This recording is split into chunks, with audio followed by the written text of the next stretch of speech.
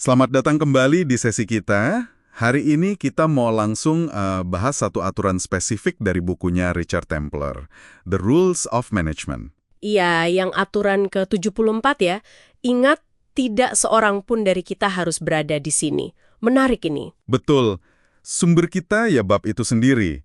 Kita coba bedah nih, gagasan soal pilihan dan tanggung jawab di tempat kerja itu sebenarnya gimana sih? Oke, Templer kan ngenalin ide ini lewat cerita manajer, namanya Bob. Dia disebut pemberontak manajerial. Istilahnya unik ya. pemberontak ya. Mungkin karena cara pandangnya beda dari manajer kebanyakan gitu ya. Kayaknya gitu. Nah, inti pesannya Bob ini yang diceritain Templer lumayan nyelekit sih. Nggak seorang pun dari kita harus ada di sini. Maksudnya kita milih buat datang kerja tiap hari. Gitu kan ya? Pilihan sadar. Nah, itu dia. Itu pilihan sadar kita. Tepat valid. Yang fundamental di sini, ya penekanan di kata milih itu, ini kan bukan kayak hukum alam yang wajib gitu.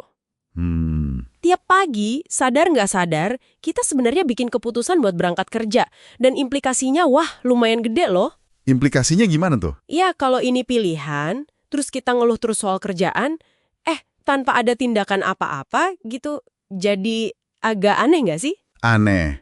Atau mungkin jadi nggak produktif ya. Maksudnya, kalau kita sadar kita milih, logikanya kan kita punya kendali dong. Betul. Jadi kayak kata Bob itu, hadapi masalahnya, coba benerin, atau ya cari jalan lain. Sesimpel itu kah? Konsepnya sih kedengeran simple ya, tapi prakteknya wah butuh nyali juga. Bob itu intinya bilang, udah deh stop ngeluh pasif. Oke. Kalau kamu milih di sini, ya cari cara nikmatin atau benerin. Kalau nggak bisa juga, ya pakai pilihanmu buat pergi. Gitu kasarnya. Iya. Tapi ini bukan berarti kita jadi cuek sama masalah ya. Bukan.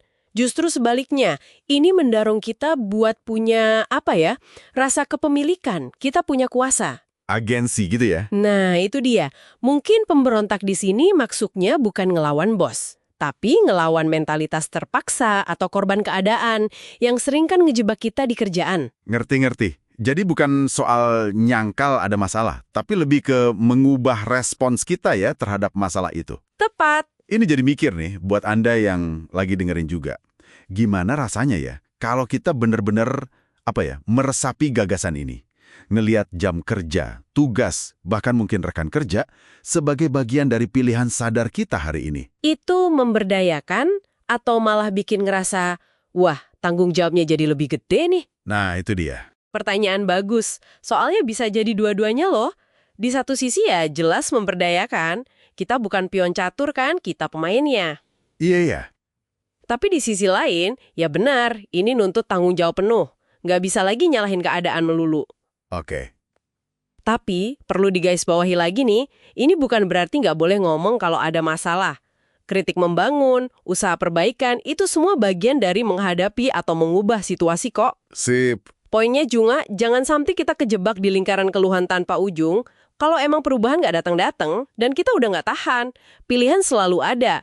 Walau kadang konsekuensinya ya nggak gampang. Dan ini nih yang bikin penasaran. Templar kan secara eksplisit nyambungin sikap Bob ini yang mungkin kelihatan santai tapi tegas soal pilihan, sama kesuksesan dan loyalitas timnya yang katanya luar biasa itu. Ah iya, bagian itu menarik banget. Gimana persisnya koneksi itu bisa terjadi menurut Templar? Gimana filosofi pilihan ini bisa ngebangun tim yang solid gitu? Koneksinya kuat banget ternyata. Templar jelasin, karena si Bob ini memperlakukan kerjaan sebagai pilihan pribadinya dia. Dia secara alami jadi memperlakukan timnya juga sebagai individu yang bikin pilihan yang sama. Dia nggak nganggep mereka kayak aset atau sumber daya yang harus ada di situ. Tapi sebagai orang dewasa yang memilih buat kontribusi.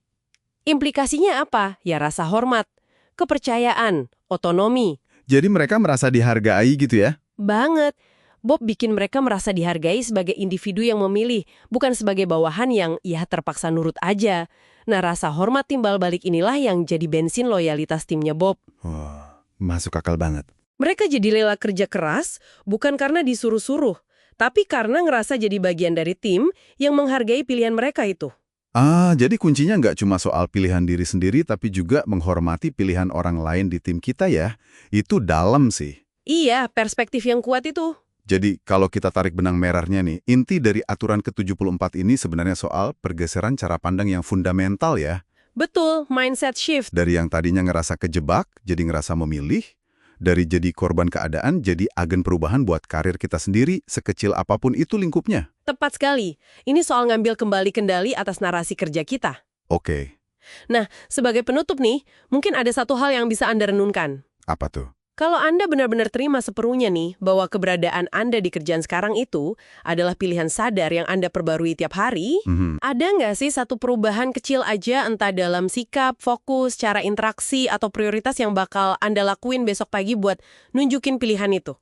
Satu hal kecil ya. Iya, nggak usah yang drastis. Tapi satu hal kecil yang menegaskan, oke hari ini gue milih ini, kira-kira apa ya?